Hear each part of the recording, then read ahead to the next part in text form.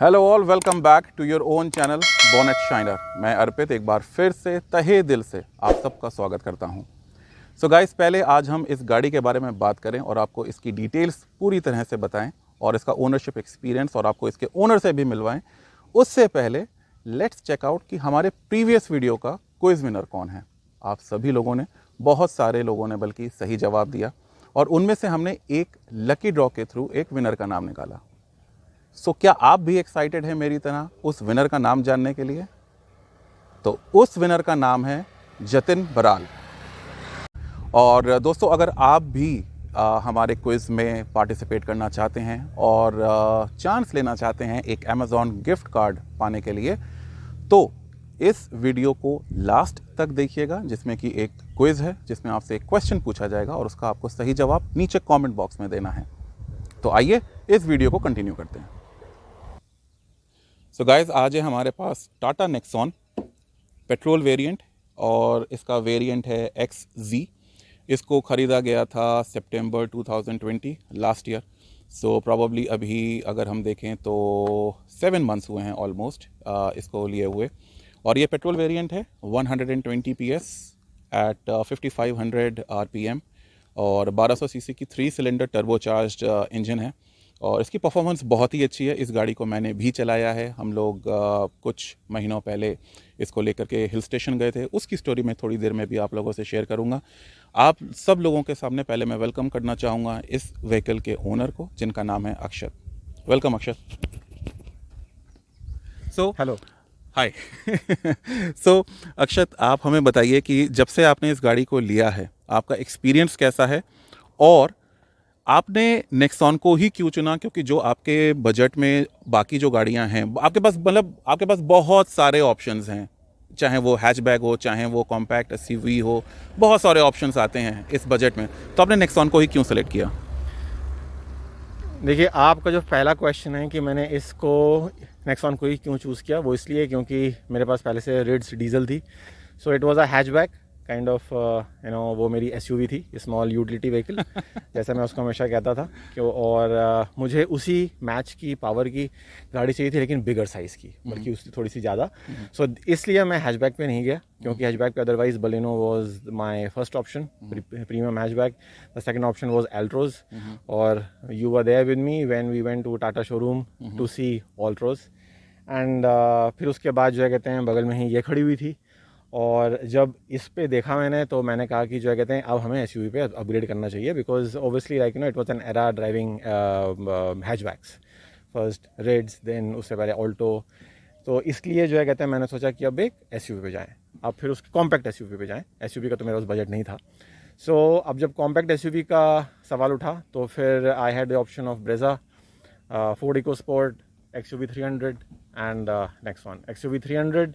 मैंने सारी की सारी चला के देखी गाड़ियाँ। फोर्ड इको स्पोर्ट को टेस्ट ड्राइव नहीं किया था, लेकिन मेरे फ्रेंड्स के पास थी तो मैंने उनकी गाड़ी ड्राइव की हुई थी पहले, तो मुझे पता था कि वो कैसा अंदर से उसका फील है और कैसा उसका ड्राइव क्वालिटी है। तो फिर जब जो है कहते हैं मेरे पास ऑप्शन है XUV 300 और ब्रेज़ा। सो ब्रेज़ा मैंने आउटराइट मना कर दिया, वो इसलिए क्योंकि जो बिल्ड क्वालिटी XUV 300 और नेक्सॉन और फोर्ड इको स्पोर्ट की है वो ब्रेज़ा की नहीं है। और क्योंकि मैं रिड्स चला चुका था, मुझे पता था कि मारुति के प्रोडक्ट कैसे होते हैं, तो वो आपको माइलेज ज़रूर देती है, ठीक है, और आपको ऑपरेटिंग कॉस्ट कम रखती है। हालांकि वो भी एक मिथ है, सर्विस कॉस्ट उसमें ऐसा और एडिंग करना पड़ता है जब हम ऑपरेटिंग कॉस्ट को कैलकुलेट करते हैं, बट ठीक है वो बात की बात है। तो इसलिए जो है कहते हैं फिर मैंने Maruti was not an option for me. So then Ford EcoSport, like everybody knows, they have just upgraded their Ford EcoSport in 2021. So मैंने 2020 में ली थी, उस समय वो अपग्रेड नहीं थी, हमें ये भी नहीं पता था कि नया अपग्रेड कब आएगा। तो मुझे एक ऐसी गाड़ी लेनी थी जो एटलीस्ट आज अगर ख़रीदूँ तो अगले 5 साल तक कोई अपग्रेड ना आए, या एटलीस्ट 1-2 साल तक तो ना आए कम से कम, सो दैट एक ड्राइवेबिलिटी हो। प्लस दूसरी चीज़ ये थी कि कुछ नयापन आए, ठीक है। वही एक फोर्ड इकोस्पोर्ट सब लोग देख रहे थे, मैंने भी ले ली, तो वो चीज़ नहीं थी सही, और इसलिए जो है कहते हैं मैंने फोर्ड इको स्पोर्ट नहीं ली। प्लस वो थोड़ी सी सो गाइज, आपको पता होगा, मैंने अपने प्रीवियस वीडियो में भी बोला था कि मेरे पास पहले एक फोर्ड की गाड़ी थी, फोर्ड एस्पायर, और वो बहुत ही अच्छी गाड़ी in terms of build quality थी। और जैसा कि अक्षय जी ने बताया, मैं इनके साथ काफ़ी सारी मैंने गाड़ियों के टेस्ट ड्राइव्स लिए थे। फोर्ड इको स्पोर्ट मेरी भी प्रायोरिटी लिस्ट में नंबर 1 थी, क्योंकि उसकी बिल्ड क्वालिटी बहुत अच्छी है। लेकिन बिल्ड क्वालिटी के अलावा हम इंडियन कंज्यूमर्स को माइलेज भी चाहिए होता है, और वहाँ पे फ़िलहाल फोर्ड थोड़ा सा मात खा जाती है अपने पेट्रोल इंजन में। वही प्रॉब्लम मुझे एस्पायर के साथ हो रही थी पर्सनली, और शायद अक्षय जी ने में उसी चीज़ को देखते हुए, माइलेज को और परफॉर्मेंस को देखते हुए शायद नेक्सॉन को चुना। सो अक्षय जी, आप मुझे बताइए कि नेक्सॉन की परफॉर्मेंस कैसी है, आप क्या सेटिस्फाइड हैं, और क्या आपको कुछ उसकी चीज़ें अच्छी लगती हैं, और क्या कोई कमी है उसकी परफॉर्मेंस में, उसके इंजन को लेके? I'll start with the positives. I think a lot of positives are there on the list, and the first one is that though it's a compact SUV, but when you sit inside the car, you will get a premium look, a premium feel, because this is XZ, and अभी जो टाटा ने modify करके निकाला है 2020 का model, वो काफ़ी plush है। और इसके अलावा जो ड्राइव क्वालिटी है उसमें इसकी पावर, अगर हम स्पोर्ट्स, इसमें 3 मोड्स हैं, स्पोर्ट्स मोड, इको मोड और सिटी मोड। सो अगर आपको पावर एंथुसियास्ट हैं, if somebody is power enthusiast, you should drive in a sports mode. You have already done it. Arpit sports mode पे ही चलाते हैं। सो जब स्पोर्ट्स मोड पे हम चलाते हैं, देन देर इज़ लाइक आपको कुछ कमी लगेगी कि आप एक ये कॉम्पैक्ट एसयूवी चला रहे हो, वो आपको इतनी पावर देगी। और इसके अलावा जो उसके प्लस पॉइंट्स है, इसका सस्पेंशन, वेरी गुड सस्पेंशन, मतलब छोटे मोटे पॉट होल्स या जो थोड़ी मोटी गड्ढे होते हैं उसके ऊपर ये ग्लाइड करके निकलती है, कुछ भी पता नहीं चलता। वाइब्रेशंस गाड़ी में नहीं है, because obviously it's a petrol engine, but हाँ उसके अलावा भी क्योंकि बड़ी गाड़ी है, कभी कभी वाइब्रेशंस होती हैं गाड़ियों में, इसमें वो वाइब्रेशन नहीं है। Music system, amazing music system. Everybody is a fan of the Harman music system, which is provided in XZ, not in the XM or XS, but only in XZ and above models. और इस पे जो है कहते हैं आपके mileage, as Arpit has already covered, very good mileage I get if I drive on city mode. I आराम से मुझे I get around 15 to 16 if I drive under 80, and if I drive on sports mode on a highway, then also it gives around 18 और 19 के बीच में देती है। और अगर आप उसमें भी 80 से के स्पीड में कम चलाओगे तो शायद ज़्यादा ही दे दे उसमें। और जैसा कि पहले मैंने बताया कि जब मैं इस गाड़ी को लेकर के हाईवे पे गया था, तो मैं अक्षय जी के साथ था और मेरे एक और ब्रदर थे, हम तीनों लोग एक हिल स्टेशन गए थे, नाम सुना होगा आपने, बिनसर वैली। और वहाँ पे सोचिए, पहाड़ियों पे जब ये गाड़ी चली थी, इसका मैंने जो माइलेज चर्न आउट किया था वो किया था अबव 15। सो माइलेज, पावर, मस्कुलैरिटी और इसकी जो बिल्ड क्वालिटी है, इसकी जो परफॉर्मेंस है, अमेजिंग है। और अब मैं आपको कुछ सिनेमैटिक्स एंजॉय करने देता हूं, और हम इसके बात करेंगे डायमेंशंस की और इसके इंटीरियर्स की।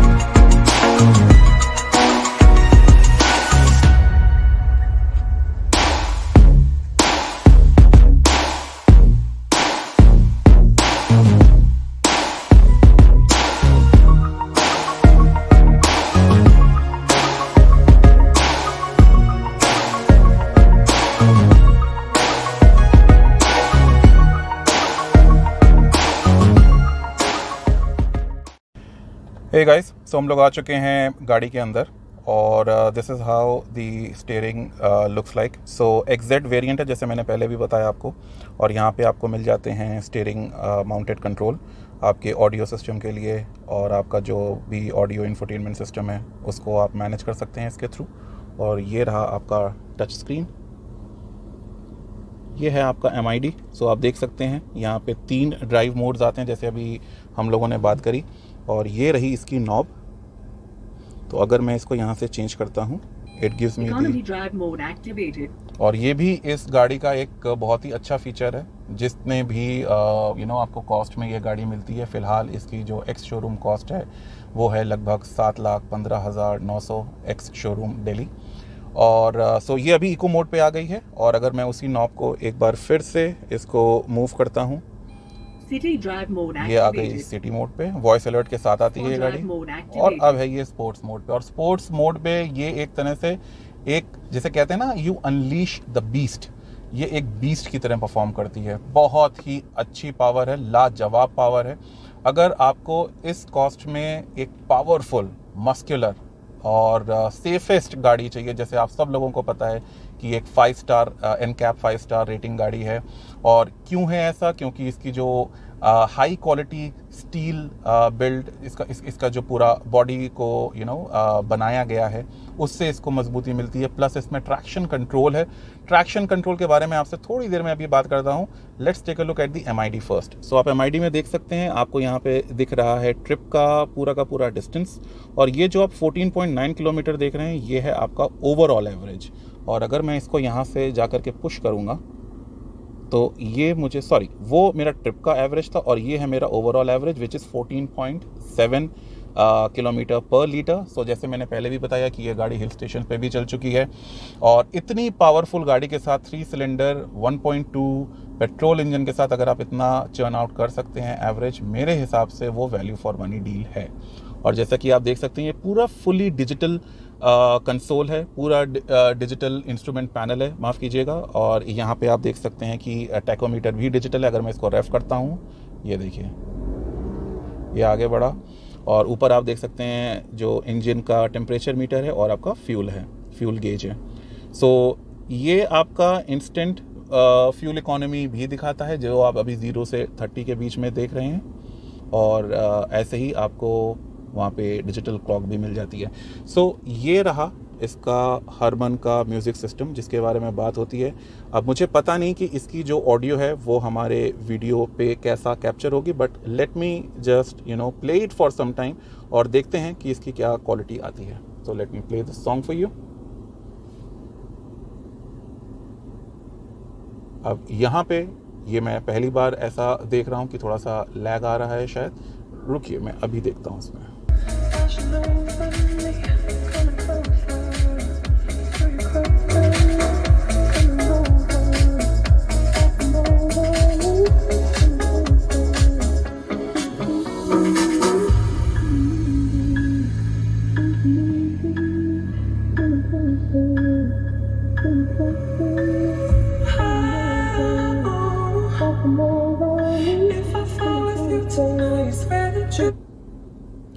सो जब मैंने म्यूज़िक प्ले किया था, थोड़ा सा लैग आया था, जो कि नहीं आना चाहिए। सो ये एक स्कोप ऑफ इम्प्रूवमेंट है। अक्षय जी से बात करते हैं, क्योंकि वो शायद मुझे कुछ बता रहे थे कि कुछ यहाँ पे अभी अपडेट होने बाकी हैं। So let's talk to him and understand what exactly is going around. हाँ, तो मैं आपको जैसे बोल रहा था कि टाटा जो है, कहते हैं आपको हमेशा उनकी कस्टमर सर्विस से रेगुलर अपडेट्स मुझे आते रहते हैं। So I don't have to go and call them, they are the ones who call me up and let me know. And even some of my acquaintances and colleagues also have got some other models of Tata, and now I think there's been definitely a significant improvement in the customer service of Tata, which is a good sign, because this is the place where they were lacking. The product is already good. The customer service, they are making it good, so that's great. And now that is my experience. I am not quoting it, but yeah, that is my experience. It is subjective because everybody has their own experiences. So I had a very bad experience with Maruti earlier, but yes, comparatively Tata is doing very well. So As per the latest update that is there, the update claims that जब वो update कर देंगे मेरा ये system तो उसमें जो lag है वो चला जाएगा। और इसके अलावा जो है कहते हैं इसका एक जो ग्राफिकल इंटरफेस है वो चेंज होगा। इसके सामने एक वॉच वगैरह सी आती है, क्लॉक आती है तो क्लॉक हो जाएगा एंड 2-3 कस्टमाइज बटन्स आ जाएंगे।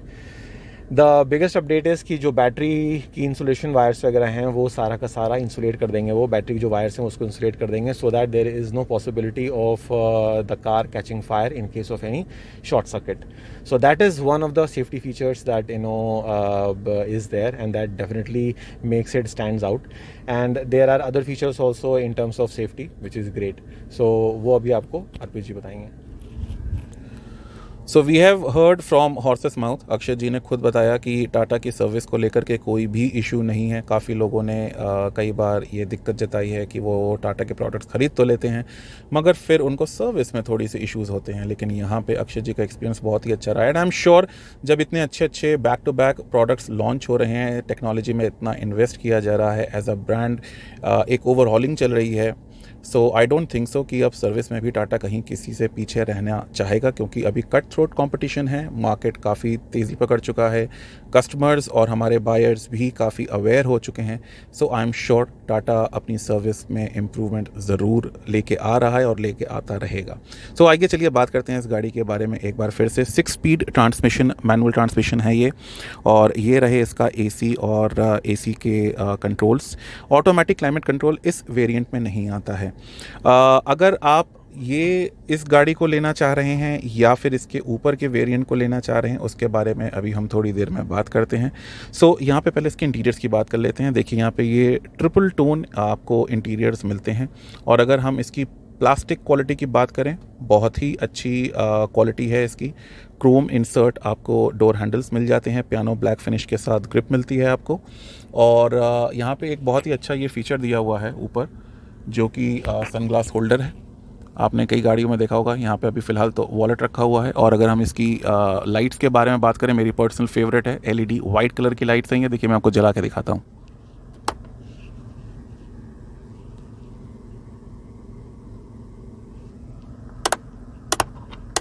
तो अभी मैंने इसको डोर मोड पे डाल दिया, जब भी हम डोर ओपन करेंगे और ये लाइट ऑन हो जाएगी।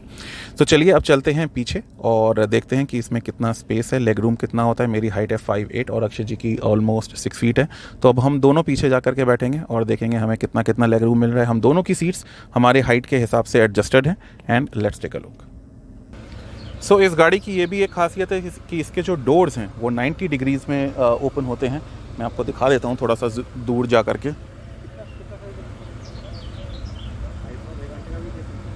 तो ये 90 डिग्री पे डोर ओपन होते हैं, और ये हाइट, जैसा सीट मैंने कहा कि मेरे हाइट के अकॉर्डिंग एडजस्टेड थी, ये मैं इसके अंदर आ गया। थोड़ा सा एफर्ट्स लगाने पड़ते हैं इस गाड़ी के अंदर आने के लिए, शायद इसकी हाइट ज़्यादा है, क्योंकि इसका जो ग्राउंड क्लियरेंस है वो लगभग 210 मिलीमीटर के आसपास है। तो अब अगर हम मेरा यहाँ पे देखें कि कितना लेग रूम है, सो एडिक्वेट है, ठीक है। अगर मैं कभी कोई लॉन्ग जर्नी कर रहा हूँ, लॉन्ग ट्रैवल प्लान कर रहा हूँ, मैं आराम से इसमें बैठ सकता हूँ। लेकिन हाँ, अगर इसकी कैबिन की हम बात करें, कैबिन विड्थ की अगर हम बात करें, तो कुछ खास इतनी जगह इसमें हमें दिखती नहीं है।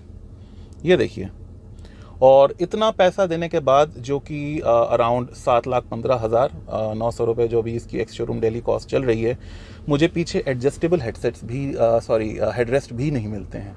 हालांकि इसकी कुशनिंग में कोई प्रॉब्लम नहीं है, बट एटलीस्ट ये सब मिलना चाहिए था। और भी कुछ एक आध चीज़ें हैं जो मैंने यहाँ पे ऑब्जर्व करी हैं इस गाड़ी में, जो कि बेसिक फ़ीचर आजकल इस कॉस्ट में तो सारी गाड़ियाँ कवर करती हैं, लेकिन इस वेरिएंट में नहीं है XZ प्लस में। तो वो अभी हम थोड़ी देर में बात करते हैं। यहाँ पे कुछ चीज़ें अप मार्केट लगवाई गई हैं। So this is how the cabin looks like from the rear seat. तो इसमें जो अप मार्केट चीज़ें लगवाई गई हैं वो है आपका स्टीयरिंग कवर। अगर आप देखेंगे तो स्टीयरिंग कवर में अभी आपको लगेगा जैसे कुछ भी नहीं हुआ है, लेकिन ये एक high quality premium leather steering cover Akshay ji ने लगवाया था बाहर से। और फ्लैट बॉटम स्टीयरिंग आता है इसका, काफ़ी स्पोर्टी और काफ़ी अच्छी ग्रिप आती है इसकी। सीट कवर्स लगवाए गए थे। इसमें ग्रैंड सेंट्रल कंसोल नहीं आता है XZ वेरिएंट में, जबकि XZ प्लस में वो आता है। अगेन 7,15,000 खर्च करने के बाद मुझे एक आर्मरेस्ट भी नहीं मिलता, क्योंकि ये भी आफ्टर मार्केट लगवाया गया है। इसके सीट कवर्स आफ्टर मार्केट हैं, और अब मैं आपको एक्सटीरियर्स में ले चलता हूँ और दिखाता हूँ कि आफ्टर मार्केट क्या क्या चीज़ें लगी हुई हैं इसमें। So here we are with the exteriors of the car. So अगर आप देखें कि इसमें सबसे अच्छी बात ये लगती है मुझको कि इसमें DRLs मिलते हैं। ये रहे इसके DRLs, AC चल रहा है गाड़ी का, गाड़ी ऑन है। बहुत ही स्मार्ट और एक डायनामिक लुक देती है ये गाड़ी आगे से। पियानो ब्लैक फिनिश में इसकी ग्रिल आती है। ये रही इसकी DRLs एक बार फिर। और ये इंटीग्रेटेड 2-in-1 लाइट्स हैं। यही इंटीग्रेटेड जो आपकी DRLs हैं यही आपके इंडिकेटर का भी काम करती हैं। और इसके जो OVRMs हैं इसमें भी टर्न इंडिकेटर्स हैं। तो हम लोग बात कर रहे थे कि अप मार्केट क्या क्या चीज़ें लगी हैं इसमें। सो सबसे पहले तो ये अलॉय व्हील्स, इसमें 16 इंच के स्टील व्हील रिम्स आते हैं। और अगर हम इसके टायर की प्रोफाइल की बात करें तो ये है R16। टायर पे कहीं दिख नहीं रहा है बट मैं आपको बता देता हूँ कि इसकी जो टायर प्रोफाइल है वो है 195/60 R16। 16 इंच के व्हील्स हैं। और आगे इसमें आते हैं डिस्क ब्रेक्स और पीछे आते हैं ड्रम ब्रेक्स। ये जो आप साइड स्कर्टिंग देख रहे हैं, जो डोर क्लैडिंग है सॉरी, ये भी अप मार्केट है। उसके बाद डोर प्रोटेक्टर्स। और अगर हम पीछे से गाड़ी को देखें सो जो मैं आपसे बात कर रहा था कि कुछ ऐसी चीज़ें हैं जो मुझे इस गाड़ी में लगता है कि इस कॉस्ट पे मिलनी चाहिए थी। तो वो सबसे पहले है रियर वॉशर, वाइपर एंड आपके डिफॉगर, जो तीनों चीज़ों की कमी है। तो मैं आपको प्लस और माइनस दोनों एक साथ बताते चल रहा हूँ कि इस गाड़ी में क्या क्या चीज़ें अच्छी हैं। जैसे जैसे मुझे दिखती जा रही हैं मैं आपको वॉक अराउंड देता जा रहा हूँ। शार्क फिन एंटीना जो कि बहुत ही स्मार्ट लगता है। ट्राई एरो थीम आपको हर जगह दिखेगी, छोटी से छोटी कोने से कोने में आपको यहाँ पे ट्राई एरो थीम दिखती रहेगी। रिफ्लेक्टर्स, कूपे डिज़ाइन है इस गाड़ी का। और अगर हम ग्राउंड क्लियरेंस की बात करें तो जैसे मैंने पहले बताया 209 मिलीमीटर इसकी ग्राउंड क्लियरेंस है। सो लेंथ की बात करें overall so 3993 millimetre, wheel base 2498 millimetre. और बूट स्पेस की बात करें तो 350 लीटर का बूट स्पेस है। आइए एक बार बूट स्पेस भी देखते हैं। इसमें बलेनो के जैसे नहीं है। चलिए सो हियर वी गो। ये रहा, ये तो इसका बोनट का ऑप्शन है। Let me figure out. So इसकी जो बूट है वो शायद यहाँ पे एक बटन होगा उससे खुलेगा। ओह देयर वी गो। सो इस बटन को हमें प्रेस करना है।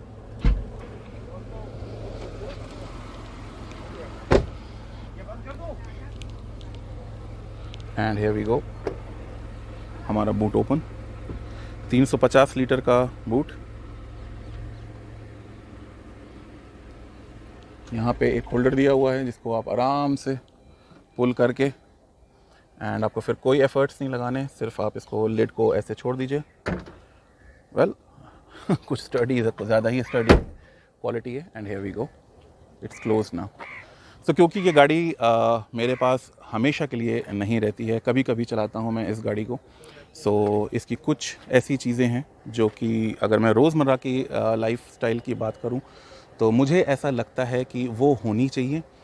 जैसे कि मैंने पहले भी बताया, रेयर वॉश, डिफॉगर होना चाहिए। और इतनी महंगी गाड़ी में एलॉय व्हील्स भी एटलीस्ट होने चाहिए। XZ वेरिएंट है, टॉप से सिर्फ एक ही नीचे है। अब अगर मैं आपसे बात करूं कि आप अगर इस गाड़ी को लेने की सोच रहे हैं या प्लानिंग कर रहे हैं, विच इज़ टाटा नेक्सॉन, और अगर आप चाह रहे हैं कि आपको कौन सा वेरिएंट लेना चाहिए, अगर बजट कंस्ट्रेन है और आपको लगता है कि 7,15,000 में आपकी पॉकेट में कुछ फिट होता है, मैं ये कहूँगा आप नेक्सॉन के ऊपर पूरी तरह से भरोसा कर सकते हैं। XZ वेरिएंट के ऊपर आप पूरी तरह से भरोसा कर सकते हैं। बट वहीं अगर आप इस असमंजस में हैं कि आपको XZ लेना चाहिए या फिर XZ प्लस लेना चाहिए, उस केस में मैं आपको बोलूँगा कि दोनों वेरिएंट्स में सिर्फ 80,000 का डिफरेंस है। अगर ये 7,15,900 की है तो वो 7,95,900 की है। और अगर हम फ़ीचर्स की बात करें तो ज़मीन आसमान का अंतर है उनके फ़ीचर्स में। सो इसमें स्टील व्हील्स मिलते हैं, उसमें आपको मिलेंगे एलॉय व्हील्स, जैसे मैंने पहले भी बताया कि ये अब आफ्टर मार्केट आपके एलॉय व्हील्स हैं। इसकी रियर सीट जो है वो 100% फ्लिप एंड फोल्ड है, वहाँ पे आपको 60/40 मिलता है XZ प्लस में। और अगर हम बाकी इंटीरियर डिफरेंसेस की बात करें तो लिस्ट बहुत लंबी है दोस्तों, वो लिस्ट आपको स्क्रीन पे दिख जाएगी, आप देख सकते हैं कि क्या क्या डिफरेंसेस हैं XZ और XZ प्लस में।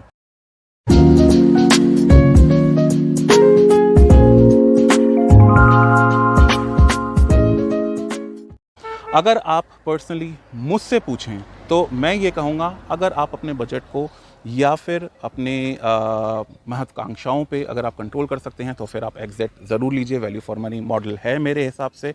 और अगर आपको फीचर्स चाहिए, फुल्ली लोडेड कार चाहिए, सो मेरे ख्याल से 80,000 और दे करके अगर आपको इतने सारे फीचर्स मिलते हैं, that is also not a bad deal.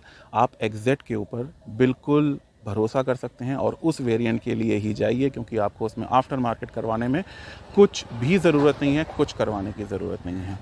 सो ये तो रहा हमारा आज का review about Tata Nexon XZ petrol variant 1.2 litre turbocharge 3 cylinder engine जो कि प्रोड्यूस करता है 120 PS पूरे 5500 RPM के ऊपर, और टॉर्क है इसका 170 newton metre at 1750 to 4000 RPM। Multi drive modes के साथ आती है ये गाड़ी, जैसे मैंने पहले भी बताया। So this is all about it. अगर आपके पास कोई सजेशन, कोई ऑब्जर्वेशन या कोई फीडबैक या कोई आपकी ओपिनियन है इस गाड़ी को लेकर के, आप हमसे ज़रूर शेयर करिए कमेंट बॉक्स में, हमें ज़रूर बताइए। और अगर आपको लगता है कि आपको किस वेरिएंट के साथ जाना चाहिए, आप बिल्कुल कमेंट बॉक्स में पूछ सकते हैं, मुझे ईमेल कर सकते हैं, मेरा ईमेल आईडी भी मेंशन है।